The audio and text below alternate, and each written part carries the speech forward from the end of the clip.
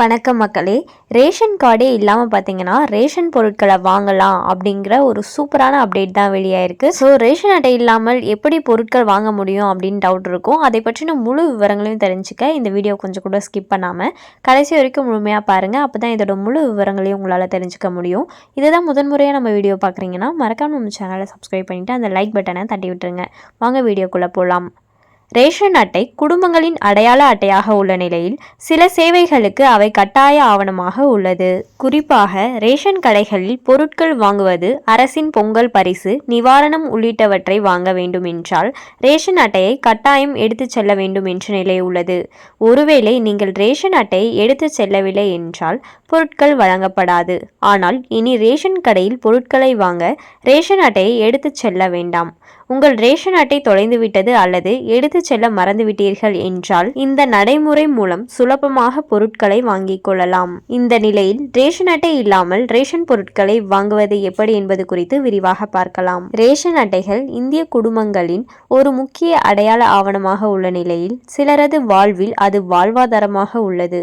Ration அட்டை மூலம் நியாய விலை கடைகளில் மானிய விலையில் உணவுப் பொருட்கள் விற்பனை செய்யப்படுகிறது. பெரும்பாலான குடும்பங்களுக்கு இதுதான் முக்கிய வாழ்வாதாரமாக உள்ளது.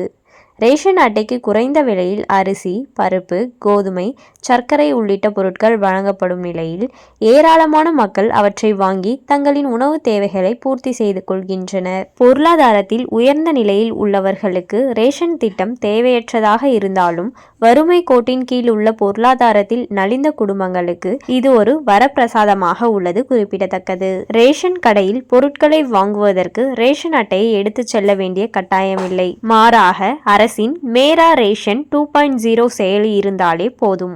அரசின் இந்த செயலி கடந்த ஆகஸ்ட் மாதம் அறிமுகம் செய்யப்பட்டது. இந்த செயலியில் உங்கள் ரேஷன் கார்டு எண்ணை பதிவிட்டீர்கள் என்றால் அதில் உங்கள் ரேஷன் கார்டு குறித்த விவரங்கள் அனைத்தும் வந்துவிடும்.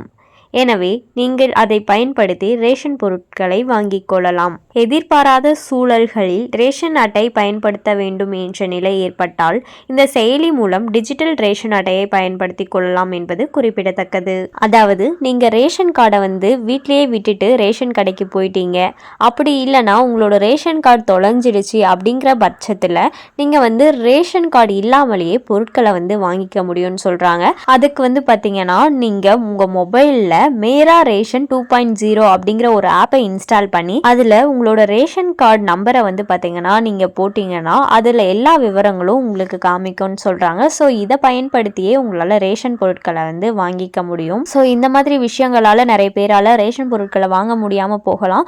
ஸோ பார்த்தீங்கன்னா இந்த செயலி மிகவும் பயனுள்ளதாகவே இருக்கும். அண்ட் மேலும் இது போன்ற அரசாங்கம் சார்ந்த அனைத்து அப்டேட்களையும் உடனுக்குடனே தெரிஞ்சுக்கணும்னு நினச்சிங்கன்னா மறக்காம நம்ம சேனலை சப்ஸ்கிரைப் பண்ணி பக்கத்தில் இருக்க பெல் ஐக்கானை கிளிக் பண்ணி அதில் ஆளுங்கிற ஆப்ஷனை செட் பண்ணி வச்சுக்கோங்க. அப்போ தான் நம்ம அப்லோட் பண்ணுற வீடியோ உடனுக்குடனே உங்களுக்கு நோட்டிஃபிகேஷனாக சேரும். அது மட்டும் இல்லாமல் அந்த லைக் பட்டனை தட்டி விட்டுருங்க. தேங்க்ஸ் ஃபார் வாட்சிங்.